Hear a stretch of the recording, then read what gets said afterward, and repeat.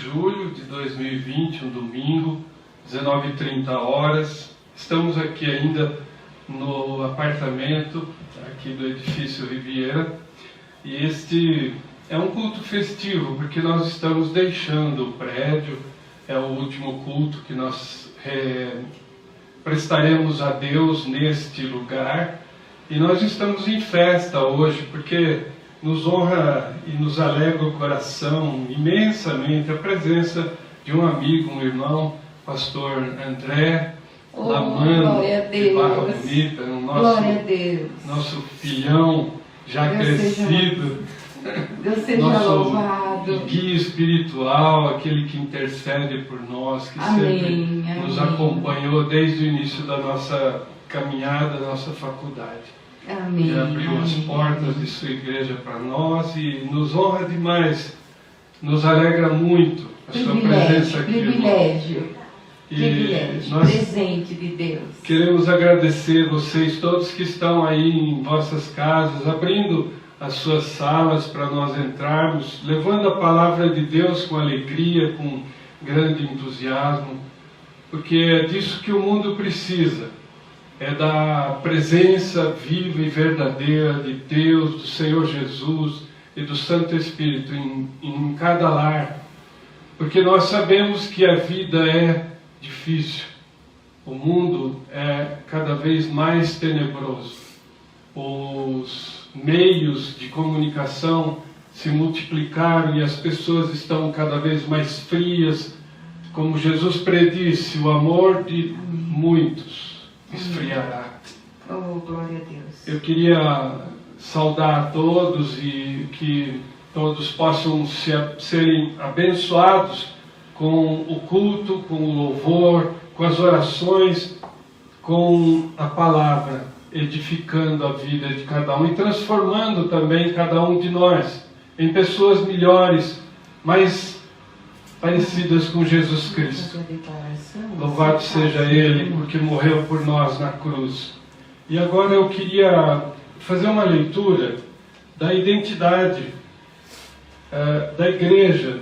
A identidade da igreja está no verso do nosso folheto, e nós costumamos às vezes fazer a leitura para nós lembrarmos do que nós somos. Vamos fazer alternado? Vamos. Eu, você e a cantora Margareta, professora de canto. Tá. Um cada um? Um cada um. Então, um cada um. Somos uma igreja que adora, uma comunidade de sacerdotes. Somos uma igreja que ensina, uma comunidade de discípulos. Somos uma igreja que edifica, uma comunidade de trabalhadores. Somos uma igreja que ama, uma comunidade de servos. Somos uma igreja que testemunha, uma comunidade de missionários. Somos uma igreja que ora, uma comunidade de intercessores. E finalmente, somos uma igreja que crê em milagres, uma comunidade de crentes em Deus. Amém. Amém. Igreja Batista breve virá.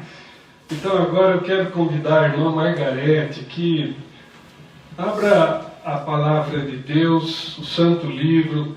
Você aí na sua casa, coloque a Bíblia ao lado, faça a leitura conosco. Isaías 53. Isaías 53. A irmã Margarete vai fazer a leitura dos versículos de 3 a 7. E nós vamos ver o que Jesus fez por nós, profetizado por Isaías 750 anos antes mesmo de ele vir ao mundo. Não, de versículo de 3 a 7. Isso. Boa noite, irmãos, graça e paz. Boa noite, irmão. É com grande Graça e alegria paz. que nós estamos aqui reunidos para levarmos a mensagem da cruz, a Amém. mensagem do verdadeiro Evangelho de Cristo. Oh, glória a Então, vou Deus. fazer a leitura do capítulo 53 de Isaías, do versículo 1 ao 7. Quem creu em nossa pregação e a quem foi revelado o braço do Senhor, porque foi subindo como renovo perante ele e como raiz de uma terra seca. Não tinha aparência nem formosura. Olhámo-lo, mas nenhuma beleza havia que nos agradasse. Era desprezado, e o mais rejeitado entre os homens. Homem de dores e que sabe o que é padecer. E como um de quem os homens escondem o rosto, era desprezado, e dele não fizemos caso. Certamente, ele tomou sobre si as nossas enfermidades, e as nossas dores levou sobre si. E nós o reputávamos por aflito, ferido de Deus e oprimido. Mas ele foi traspassado pelas nossas transgressões e moído pelas nossas iniquidades. O castigo que nos traz a paz estava sobre ele, e pelas suas pisaduras fomos sarados. Todos nós andávamos desgarrados como ovelhas, cada um se desviava pelo caminho, mas o Senhor fez cair sobre ele a iniquidade de nós todos. Ele foi oprimido e humilhado, mas não abriu a sua boca. Como cordeiro foi levado ao matadouro, e como ovelha muda perante os seus tosqueadores, ele não abriu a boca. Oh, glória a Deus. O que mais me impressiona nesse texto é que ele não abriu a boca. E nós sabemos que a vida do crente é uma vida de imensa dificuldade. É uma luta diária, é uma guerra entre a carne e o espírito, é uma luta contra as forças espirituais nas regiões celestes. E nós temos que aprender com Jesus a andarmos mudos, a controlarmos a nossa língua. Eu queria, se o pastor permite, nos fazer a oração para darmos início ao nosso culto. O pastor poderia vir até aqui e fazer a oração. Por favor, pastor. Querido Deus, amado Pai, nós estamos na Tua presença nesse instante, agradecidos a Deus pelo sacrifício vivo, santo, perfeito de Cristo Jesus. Graças a Ele, a Deus, o Senhor nos reuniu em um só rebanho, um só Senhor. Pai querido, através do Teu Santo Espírito que habita as nossas vidas, fala, Senhor, aos nossos corações. Aceita, Senhor, a nossa adoração. E toma, ó Deus, a direção de cada ato deste culto que nós desejamos prestar de todo o nosso coração a Ti. Obrigado, Deus, por esta família que me recebe com tanto amor e carinho. Em nome de Jesus. Amém. Glória a Deus, Deus seja louvado. Amém. Amém. Obrigado, pastor. Queria agora que todos acompanhassem o nosso louvor com o hino Um Só Rebanho, número 3 do nosso hinário, porque nós somos um só rebanho. Vamos cantar um pouquinho mais rápido?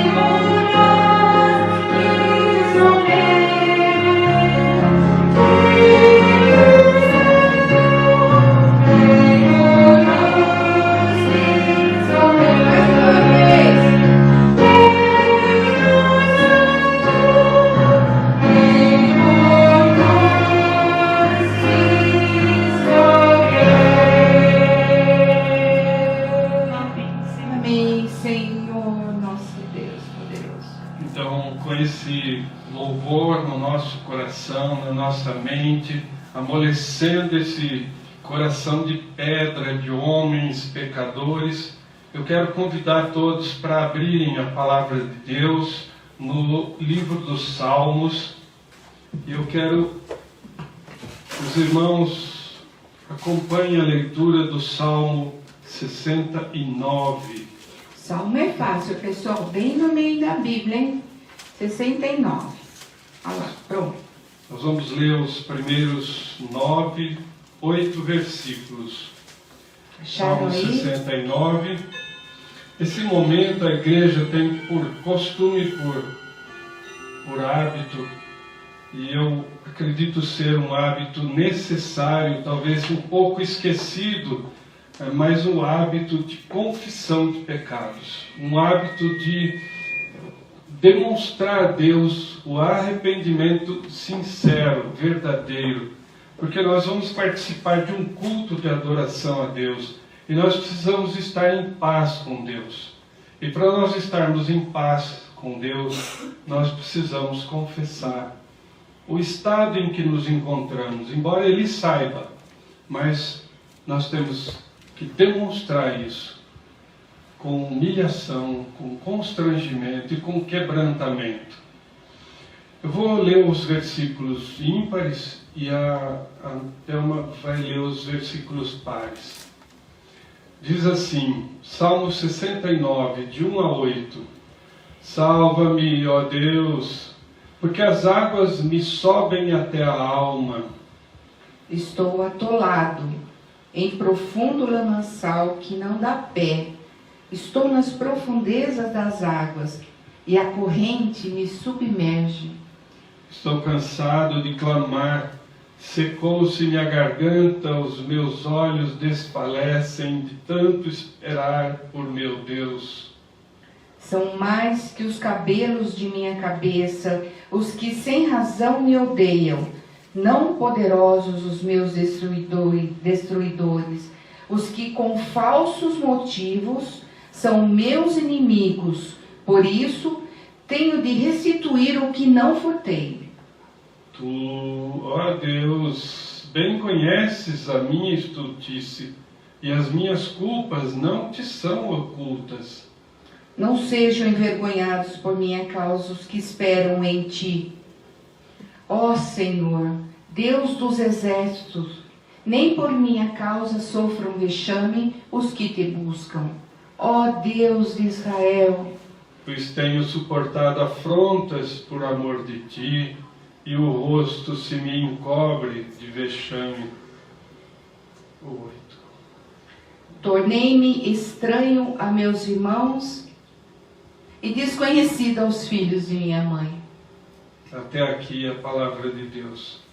Esse salmo, ele me impressiona sempre que eu leio, porque ele, em parte, ele fala aquilo que nós estamos vivendo. Ele fala, em parte, aquilo que nós somos. Ele fala, em parte, aquilo que o crente vive todos os dias da vida até a morte. Ele é um salmo que diz o que o Senhor Jesus sofreu. Vamos louvar a Deus com o hino 247, o hino Graça. Louve o Senhor com o teu coração, com o teu espírito.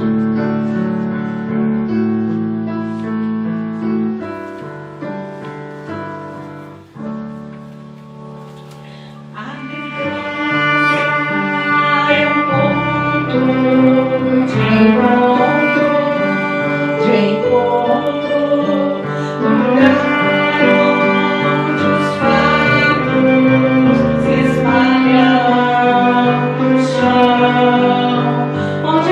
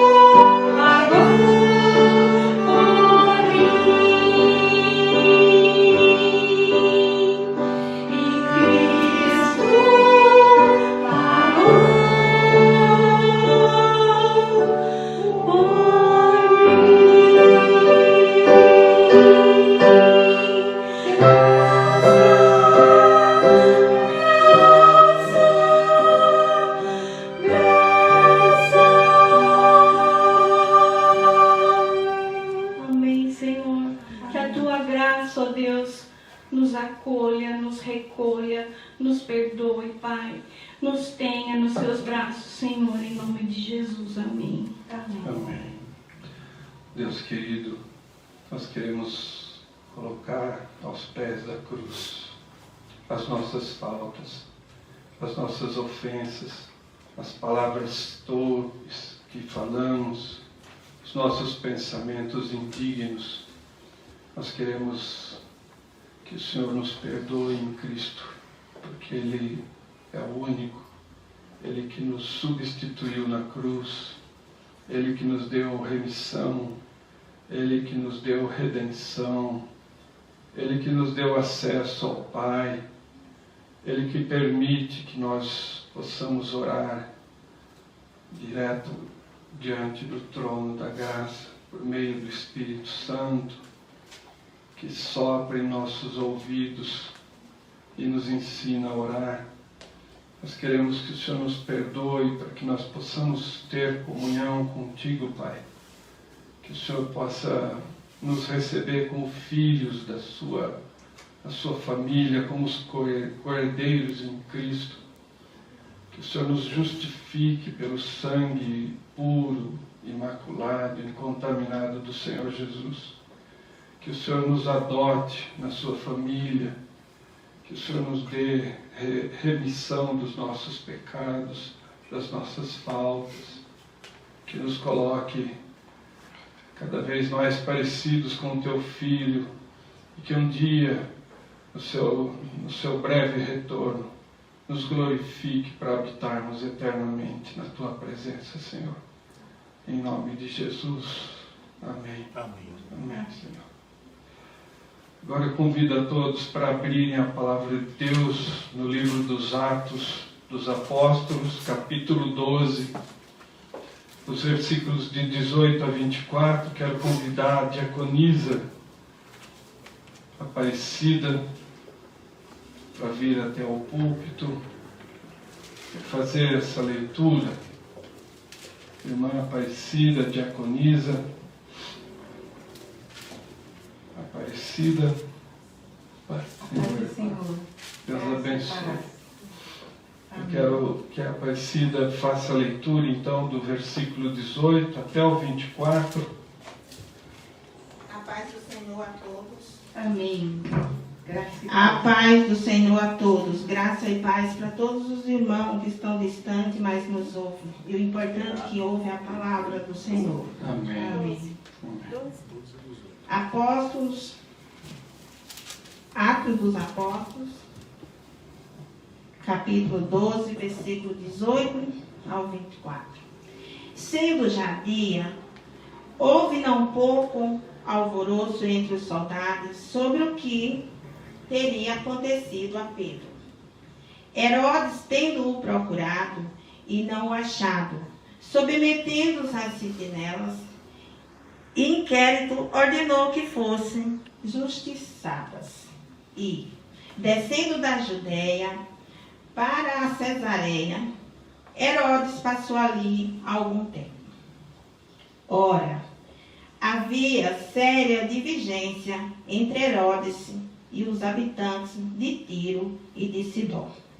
Porém, estes, de comum acordo, se apresentaram a ele e, depois de alcançar o favor de Blasto, camarista do rei, pediram reconciliação, porque a sua terra se abastecia de países do rei. Em dia designado, Herodes, vestido de trapo real, assentado no trono, dirigiu-se à palavra. E o povo clamava, e voz de um Deus, e não de homem. No mesmo instante, um anjo do Senhor o feriu, por ele não haver dado glória a Deus. E comido de vermes, expirou. Entretanto, a palavra do Senhor crescia e se multiplicava. Amém. Amém. Glória a Deus. Até aqui, irmãos. Nós estamos falando de um tema do livro de Esther, e esse esse episódio da morte de Herodes nos marca a mente de quem não glorifica a Deus. As pessoas que não glorificam a Deus, elas têm um destino terrível. Pode não ser ainda nesta vida como foi Herodes, mas será no porvir. Vamos pensar em que lado nós estamos. Se nós estamos em Cristo ou sem Cristo. Nós precisamos decidir isso em vida. Precisamos ter isso em mente. Cada dia de nossa vida é um dia a menos aqui. Louve o Senhor com esse hino. O próximo hino que nós cantaremos é o 253, Alegria, Aleluia ao Cristo vivo.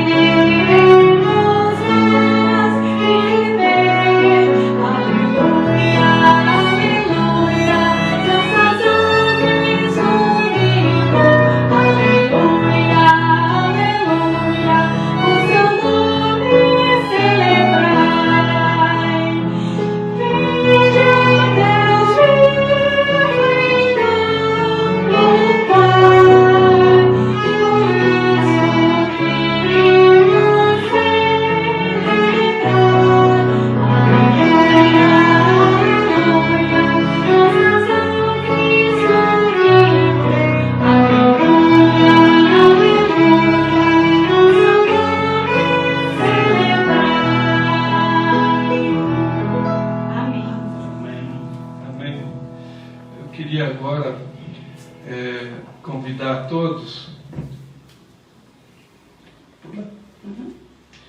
para nós louvarmos a Deus com o hino 83, Redenção. Vamos pedir para que Deus fortaleça a igreja, a nossa igreja, a igreja de nosso estado, a igreja do nosso país e a igreja mundial. Ebenezer quer dizer, esse hino, ele tem aí o nome junto, renovação. Ebenezer quer dizer que até aqui o Senhor nos ajudou. Isso, missionária? Isso. Ele é um hino de 1810. E, na verdade, ele está cercado de lendas. Ele é um hino galês, uma melodia que está cercada mesmo de lendas.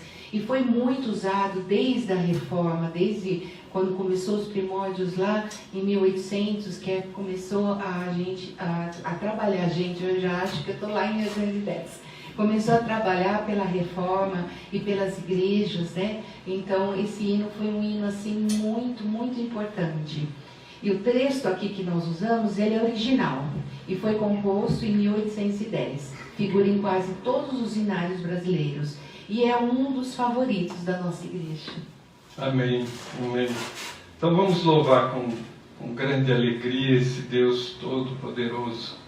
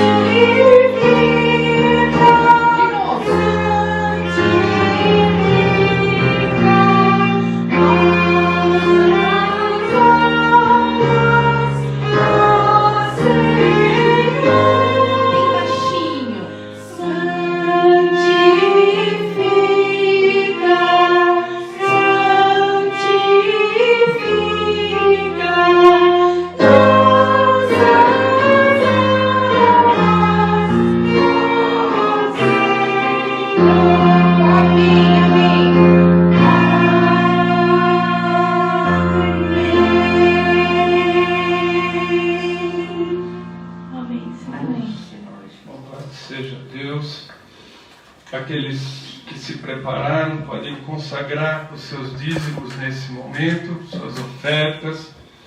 Vamos fazer a entrega, a consagração, a devolução dos nossos dízimos a Deus, que nos tem abençoado ricamente, grandemente. Nós vamos agora cantar o hino Aleluia, que está num folheto anexo aí no nosso boletim. Aleluia, de Soraya Moraes. Na verdade, a música é de Leonard Cohen. É que nós pegamos uma tradução da letra dessa Soraya. Soraya Moraes. É importante a gente saber as músicas que a gente canta, né? Então, a letra foi um arranjo da Soraya Moraes. Mas a música é de Leonard Cohen. Amém.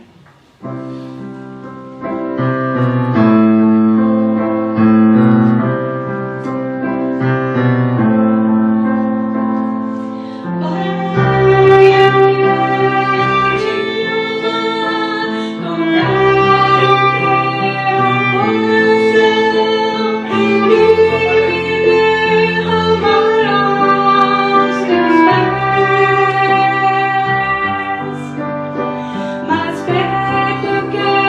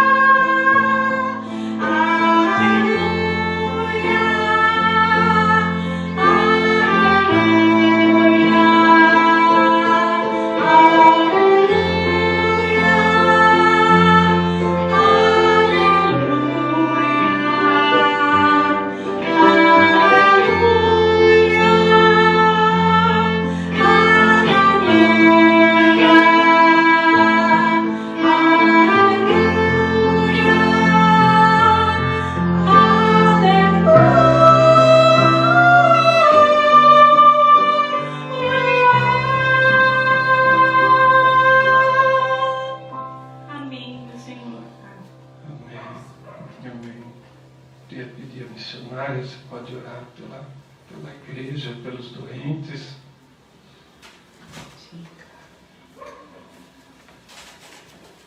Pai do céu, Pai querido, Pai de Abraão, de Isaac e de Jacó.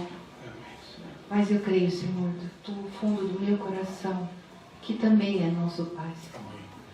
E todos os milagres que fez no passado, eu creio, Senhor, que podes fazer hoje. Pode fazer jorrar a água, pode abrir para os hebreus passar lá no mar, fugindo do Egito, do faraó. Pode dar um filho para Sara, pode dar um filho para Rebeca. Eu sei que o Senhor pode, porque o Senhor é o mesmo Deus. Nesse momento, Senhor, quero agradecer a semana que nós tivemos, com todas as nossas dificuldades, todas as nossas tristezas, porque somos humanos, Senhor. Louvado seja Deus. Mas nós contamos, Senhor, com a Tua armadura. Eu creio nisso, Senhor. E peço, Senhor, nesse momento, que nos fortaleça para mais essa semana. Amém. Nos coloque essa armadura, Senhor, que ninguém pode nos vencer. Que a gente pode ir contra, Senhor, o nosso inimigo. Porque nós somos seus, Senhor. Nós somos o nosso Pai do céu. E Ele nos defende. E nós pedimos, Senhor, coloca Teus anjos para que Eles nos defendam. Coloca o Espírito Santo de Deus para que no nosso ouvido sussurre aquilo que é correto, aquilo que vai fazer bem para a nossa vida, que vai nos levar, Senhor, para estar mais pertinho do Senhor. Agradeço, Senhor, a saúde que tem dado para todos nós. Agradeço a nossa igreja, Senhor, todos os membros. Agradeço todos os membros de todas as igrejas, porque a gente sabe que tem ovelhinhas em todos os apriscos, Senhor. É nessa confiança, Senhor, que eu oro e já agradeço, no nome santo do nosso Senhor Jesus Cristo. Amém. Amém. Amém. Agora eu queria convidar, com o nosso coração já amolecido, já todo quebrantado pelo louvor, pelas orações, queria convidar todos que abram a palavra de Deus no livro de Esther, no capítulo 6. Nós vamos mudar um pouquinho a posição e convido a todos que possam vir para cá. Nós vamos mudar um pouquinho a posição.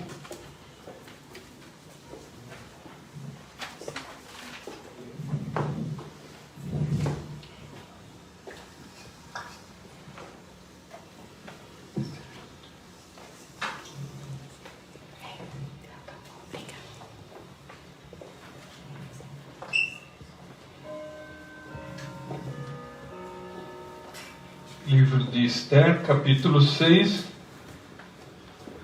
Os irmãos devem ter percebido que a caminhada pelo livro de Esther parecia ser simples, mas nós enroscamos em alguns momentos, e nós temos visto quanta riqueza nós temos num livro tão pequeno, um livro do Antigo Testamento, que muitos consideram sem grande importância, alguns dizem que já não vale mais, mas nós vemos que é relevante e de grande importância, especialmente porque nesse livro é o único livro de toda a Bíblia em que o nome de Deus não é citado. E houve muita luta para que esse livro fosse colocado no cânon, ou na Bíblia. A Bíblia é um conjunto de livros, é uma pequena biblioteca. São 66 livros, 39 no Antigo Testamento e 27 no Novo. E Esther deve ser o 17º livro. Antes disso, eu queria novamente usar aqui o livro Sem Palavras. Essa Bíblia é uma Bíblia de recursos para ministério com crianças. Ela é feita pela Associação para a Evangelização de Crianças. E o livro Sem Palavras, ele foi primordialmente desenvolvido pelo grande Charles Spurgeon. Ele queria evangelizar crianças na rua, e ele então sabia que essas crianças estavam perdidas, às vezes órfãs e fugidas de casa, pais que morreram, abandonadas. Vários seriam os motivos para essas crianças viverem na rua. E ele queria evangelizar crianças. Então ele inicialmente bolou o livro com 3 cores. E finalmente foi introduzida mais uma cor, a cor verde. Depois ficaram então 5 cores. Então a gente, quando vai abordar uma criança pequena, nós fazemos uma pergunta para ela. Nós falamos: você crê em Deus? Sim, ela diz. E você crê que Deus te criou como o único ser de todo o universo? Nunca vai existir, nunca existiu nenhum outro ser igual a você? Eu não sabia disso, mas deve ser verdade. Se o senhor está falando, deve ser verdade, né? Então, a gente aborda a criança de uma maneira simples, e ela, então, se interessa pelo assunto. E aí a gente diz: você sabe que Deus mora numa cidade? E essa cidade, ela tem ruas de ouro, ela tem praças, e tem mar de cristal. E você gostaria de morar lá? A gente pergunta para a criança: você gostaria de morar lá? Ela diz: eu gostaria. A minha avó falava muito de céu, e ela fala que se a gente for bonzinho, a gente vai para o céu. Mas ela fala: eu não sou tão bonzinho assim. Às vezes eu desobedeço minha mãe, às vezes eu brigo com meu irmão, eu minto às vezes para o meu amiguinho lá da escola, e eu também às vezes bato no moleque que me provoca lá na escola. Eu não gosto dele, eu bato nele. Então, às vezes eu não sou tão bom assim. Eu não sei se Deus vai me aceitar no céu. Aí a gente pergunta assim: mas então você tem consciência de que você faz coisa errada? Eu tenho. E você sabia que para você morar no céu, você precisa ser uma pessoa assim, perfeita, sem pecado? Porque Deus não admite pecado diante dele. Então, a cor dourada é a cor da cidade onde Deus mora. E o nosso coração, ele é dessa cor aqui, olha. Ele é preto. Ele é preto. E o preto simboliza o quê? O pecado, simboliza trevas, simboliza a ausência de luz, simboliza basicamente inimizade com Deus. Simboliza que nós somos inimigos de Deus, porque nós somos pecadores. E aí a criança fica assustada: mas então eu não posso ir para o céu? Não, você não pode. Enquanto seu coração estiver dessa cor preta aqui, não dá para você entrar no céu. Deus é santo. Você não pode, porque Deus é luz, Deus é amor. E você briga, você mente, você bate nos seus amigos, o teu coração é preto. Mas tem um jeito. Porque Deus amou o mundo de tal maneira que Ele deu o seu Filho. E aí, Jesus é simbolizado pela cor vermelha. Ele morreu na cruz no meu lugar e no seu. Essa morte de Jesus nos permite, quando a gente crê nele, que a gente seja perdoado dos pecados. Então tem remédio para o meu pecado? O meu coração preto pode receber perdão pelo sangue de Jesus? Pode. E aí, sabe que cor o seu coração fica? ele é preto por causa do pecado. E aí, quando você confia em Jesus, você crê em Jesus como seu Senhor e Salvador, Ele torna o teu coração assim, ó, branco como a lã e alvo como a neve. Então, quando Ele é o teu Senhor, Ele é o teu Salvador, você confessa Jesus como teu Senhor, Ele então deixa o teu coração branquinho. E aí, você que é de Jesus, você começa a conhecer Jesus e você começa a ficar cada vez mais parecido com Ele. Porque você vai estudar a palavra de Deus e você vai ficar como uma planta que é alimentada nas raízes por água. E ela fica forte, fica verdinha. O verde simboliza a vida. E a vida é dada por Deus. Então, quando você confia o teu coração preto do pecado, você confia em Jesus e no sacrifício substitutivo dele, teu coração fica branquinho, você passa a conhecer Jesus cada vez mais, e aí você então ganha um lugarzinho lá no céu. Esse é o plano de salvação. Por isso, o versículo de João 3,16 diz que Deus amou o mundo de tal maneira que deu o seu Filho unigênito para que todo que nele crê não pereça, não morra, mas tenha vida eterna. Neste lugar, nesta cidade. Você quer entregar seu coração para Jesus? Você quer decidir que Ele seja seu Senhor e Salvador? Então, confesse o nome de Jesus. Ao invés de bater no seu amiguinho, você fala de Jesus para o teu amiguinho.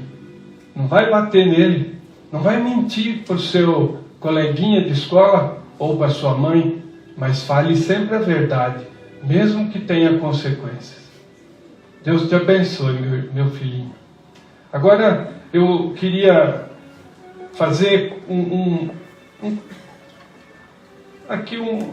não é um sorteio, mas eu queria dar àquele que escrever, interessado pelo livrinho.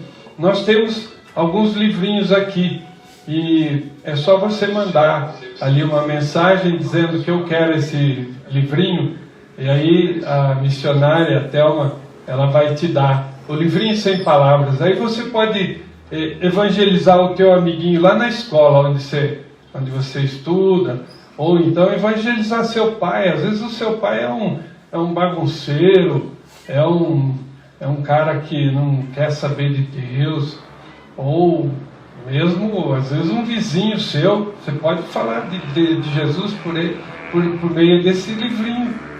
É um livrinho sem palavras. Você conta essa historinha, quando você vê, você evangelizou aí o seu vizinho, o seu coleguinha, o seu pai, viu?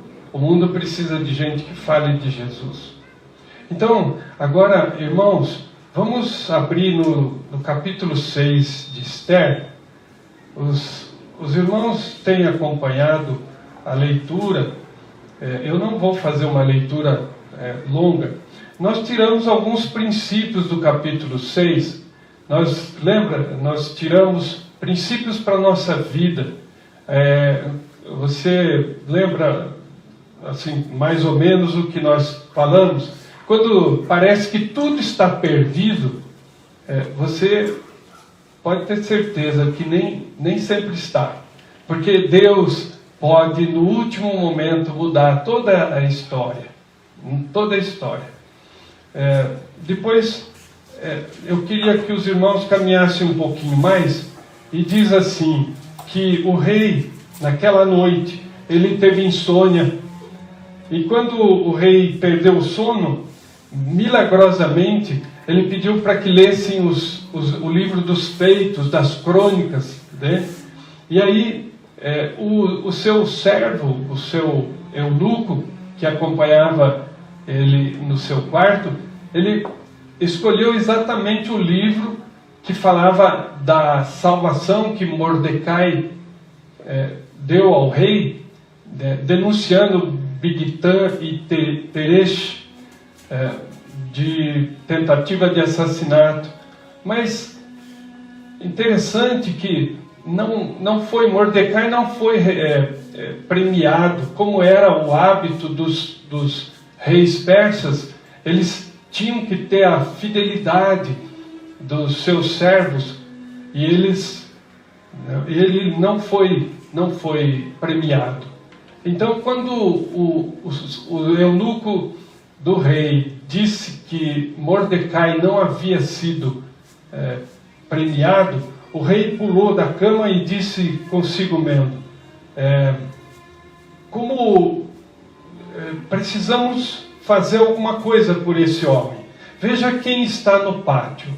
E nesse momento, o Amã, que é uma espécie de anticristo, né, dessa história, o Amã, ele está ali no pátio, aguardando desde a madrugada.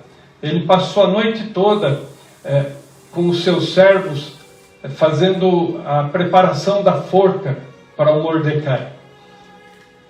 E Mordecai, nesse momento, ele é uma espécie de Cristo.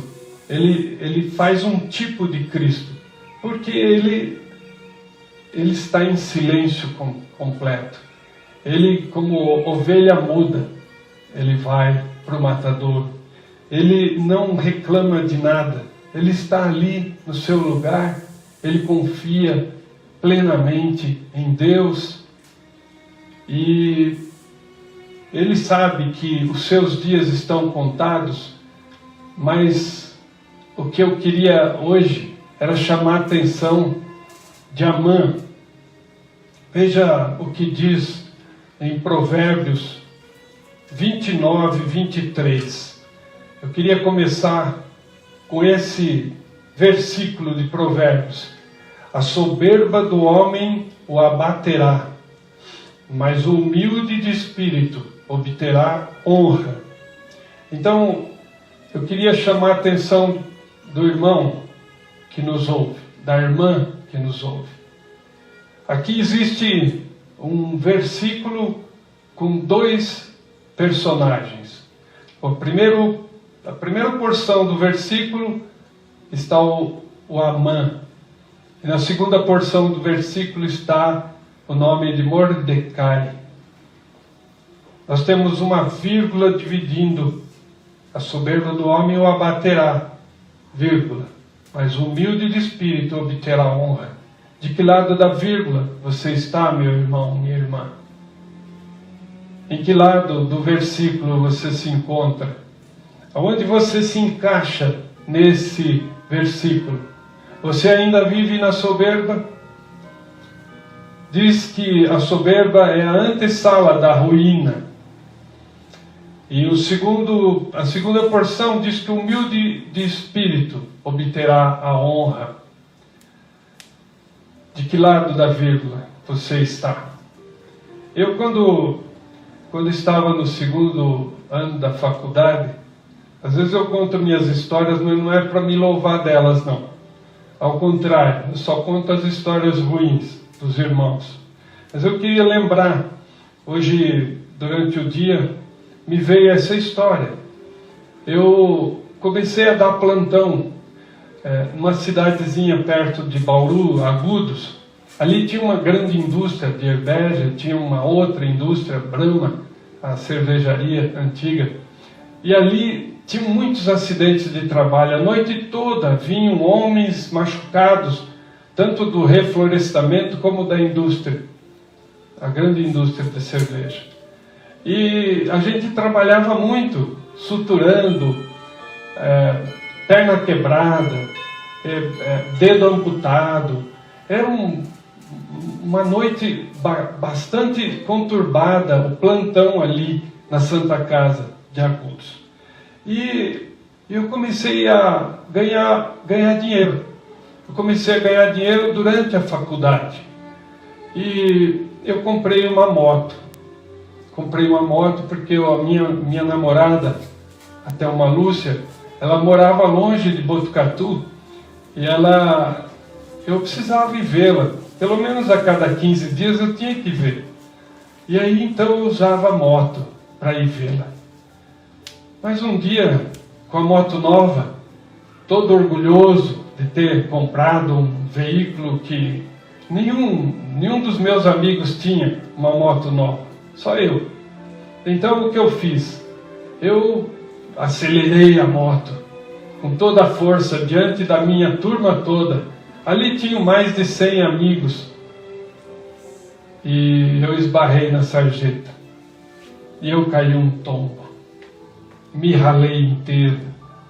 A minha moto, que era novinha, ficou toda torta diante dos meus amigos.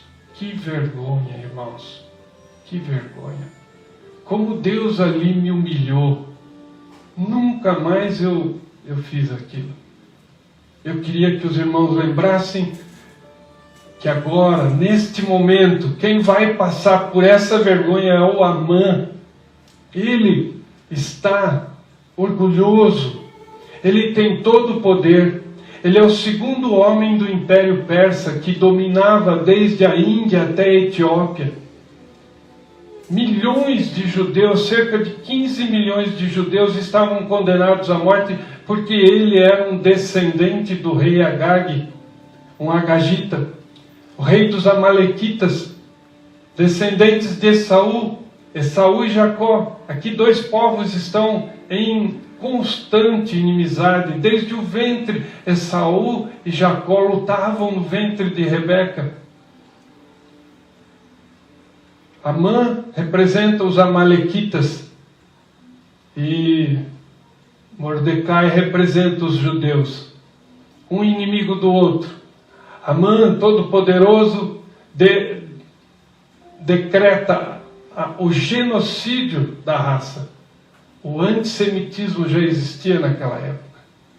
E aqui nós temos Mordecai com todas as honras, todo o poder. Abaixo dele, acima dele só o rei. E Mordecai não era nada. Era um judeu condenado à morte. Estamos diante de uma pessoa que tem agora, nesse momento, como único objetivo, a morte desse homem. Ele, apesar de todo o poder, ele queria matar esse inimigo, Mordecai. E ele vai de madrugada até o pátio do palácio e espera o rei para pedir ao rei a cabeça de Mordecai. Mas ele não tinha a ideia de que o rei tinha perdido o sono. E o rei tinha lido o livro dos feitos memoráveis, onde Mordecai havia salvo a vida do rei. E o rei então diz: foi feito alguma premiação para esse Mordecai? E o seu servo, o seu eunuco, não foi dada nada. Aí ele pergunta: quem está no pátio?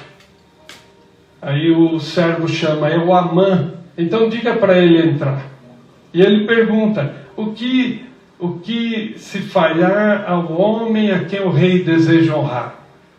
E nesse momento Amã diz: ele está falando de mim? De mim? Só pode ser de mim que ele está falando. E Amã tinha uma idolatria, que era, ele queria ser reconhecido em público. Ele, na verdade, queria ser o rei. Veja o que ele pede, achando que era ele mesmo. Amã disse consigo mesmo: de quem agradaria o rei mais do que a mim? Então, ele diz assim, respondeu ao rei: quanto ao homem a quem agrada o rei honrá-lo, tragam-se as vestes do rei, que o rei costuma usar, o cavalo que o rei costuma andar, a coroa que o rei usa na cabeça. Entreguem-se as vestes, o cavalo e a coroa mais importantes, e apregoem na praça da cidade assim se faz ao homem a quem o rei deseja honrar. Ele queria o lugar do rei. Amã queria ser reconhecido em público como rei. Apesar de ser o segundo no reino, ele queria o lugar do rei. Mas veja o que acontece. O rei diz para ele, então, faça tudo isso sem tirar nada para Mordecai. Então, descai a face desse homem, desse anticristo. E eu queria lembrar os irmãos que em Gênesis capítulo 4, olha o que Deus fala para Caim. Capítulo 4, verso número 6. Então lhe disse o Senhor, por que andas irado? E por que descaiu o teu semblante? Se procederes bem, não é certo que serás aceito? Se todavia procederes mal, eis que o pecado jaz à porta. O seu desejo será contra ti, mas a ti cumpre dominá-lo. Aqui, neste momento, Deus, Ele se move o tempo todo diante de todo esse cenário, muda o checkmate. De repente, quem seria honrado, que era Amã, agora é o seu maior inimigo, que estava destinado à morte. Se o rei não tivesse lido o seu livro, e se ele não tivesse chegado exatamente nessa hora, em primeiro lugar, no pátio, muita coincidência, então nós vemos a providência de Deus dirigindo os atos das pessoas, não mudando as pessoas, mas dirigindo os atos delas, governando de forma que todas as ações das pessoas contribuam para o bem daqueles que amam a Deus, daqueles a quem Ele chamou, segundo os seus propósitos. E nós vemos que até o nascimento de Jesus, como diz Gálatas 4:4, na plenitude dos tempos, tudo está sob o controle de Deus. Nós vemos então Amã vestindo Mordecai com as vestes do rei, colocando Mordecai em cima do cavalo que o rei andava, coroando Mordecai com a coroa que o rei usava, e puxando o cavalo por toda a cidade e apregoando, isso se faz ao homem a quem o rei deseja honrar. Que humilhação! Por isso eu lembrei dessa história minha. Que humilhação! Isso deve ter soado como areia na boca desse homem.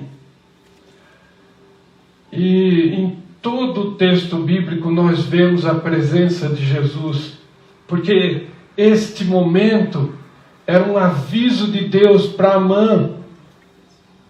Porque se descaiu, porque estás irado, porque não dominas o pecado que jaz à tua porta.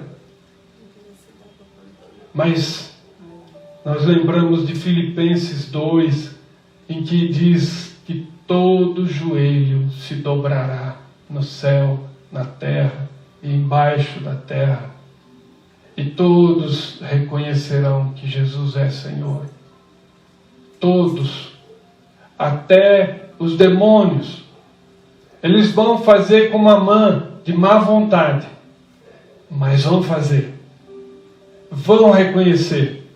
Aqueles que mataram Jesus e que injustamente o condenaram, vão reconhecer. Aqueles que disseram que o sangue deste recaia sobre nós e nossos filhos, vão dizer, vão dobrar seu joelho e vão confessar que Jesus é Senhor. Esse princípio para a nossa vida está em toda a Bíblia. Nós precisamos lembrar que Ele é o Senhor e o único Senhor. Não existe mediador. Um país criado por católicos dá nomes aos seus filhos como meu pai me deu o nome, José e Benedito, para que eu fosse parecido com o santo José, com o santo Benedito.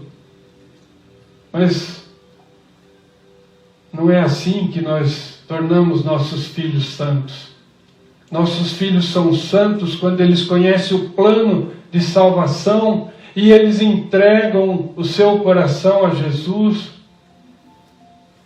Quando nossos filhos creem que só em Jesus há perdão de pecados, a remissão.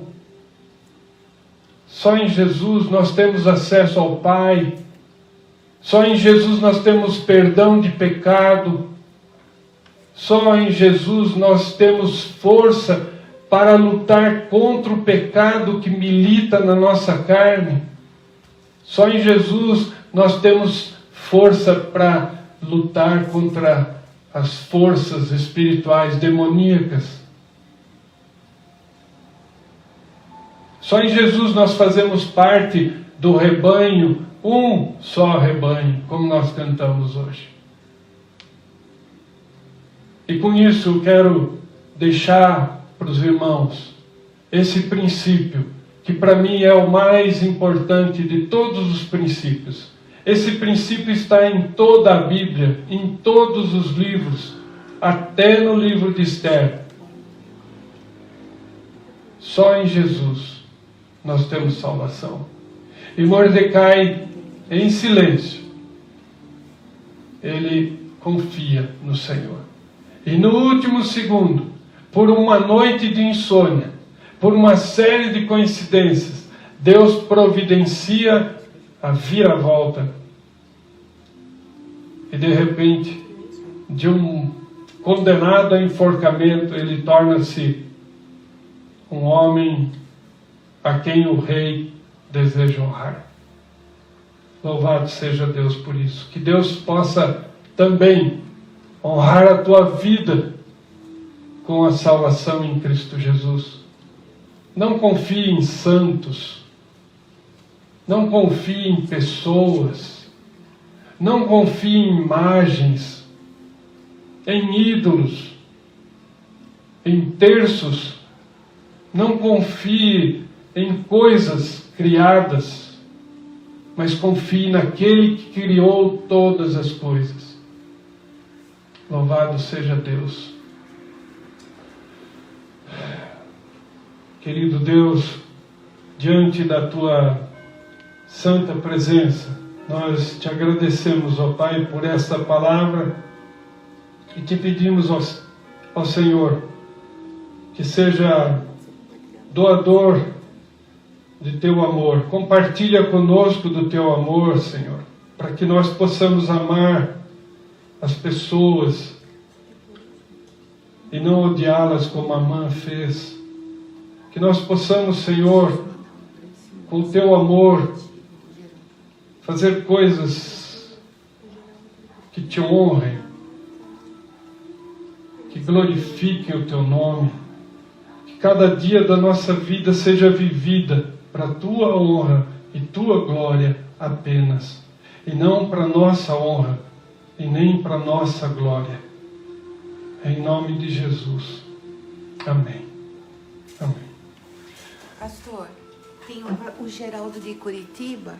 Fala para ele mandar um endereço para eu encaminhar para ele, que ele assiste todo o seu culto todo domingo. Irmão Geraldo, aí de Curitiba, que nos acompanha, mande para nós o teu endereço, que a missionária vai enviar para o irmão os livrinhos sem palavra, para o irmão usar aí na evangelização dos seus amigos. Mande para nós, irmão Geraldo. E agora eu vou pedir ao irmão pastor André que interprete a bênção final para nós. Pastor, por favor. E depois nós vamos louvar a Deus com o hino que a luz de Cristo brilhe. Obrigado. Mais uma vez, obrigado. Mais uma vez, obrigado pela palavra Amém. que nos exorta. Amém. Que a graça maravilhosa do nosso Senhor e Salvador Jesus Cristo, o amor do nosso Abba Pai, o Santo Espírito que habita o nosso coração, nos leve à presença de Deus hoje e sempre. Amém. Amém. Amém. Fica aqui conosco, pastor. Vamos cantar. Que a luz de Cristo brilhe, pastor Pedro.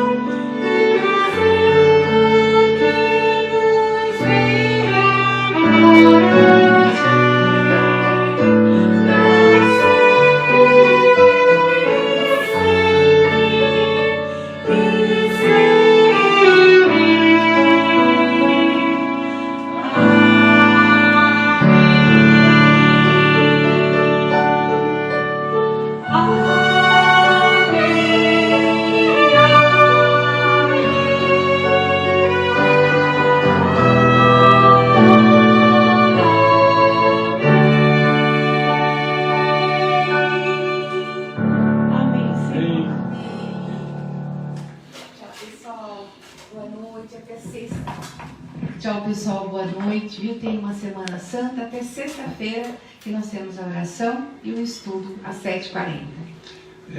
Calvinismo e arminianismo, como os irmãos têm engolido até agora, né? Mas o dicionário está é trazendo. um só rebanho. Um só rebanho. É um só rebanho, Isso. né? Vamos lá. Aí nós vamos pegar, então, todos os versículos, né? Que a gente vê que é bem arminiano, que eles são os que eles usam, e vamos ver também dos calvinistas, todos os versículos mais usados, tá bom? Vamos lá. E aí tem um comentário. A semana passada nós vimos um comentário do Augusto Nicodemos no final, e essa semana nós vamos ter um comentário do Paulo Júnior, que é um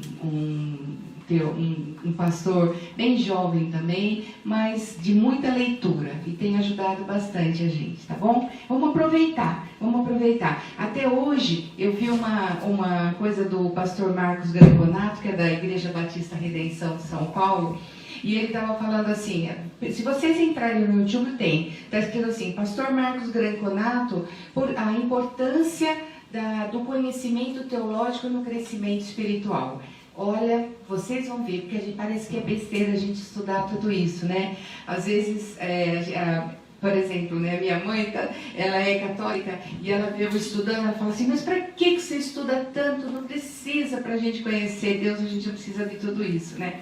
E aí, eu tenho uma resposta. Vejam o que o pastor Marcos Granconato colocou para a gente. Qual é a importância do conhecimento teológico dentro da palavra de Deus para o nosso discernimento, para o nosso crescimento espiritual. Tá bom?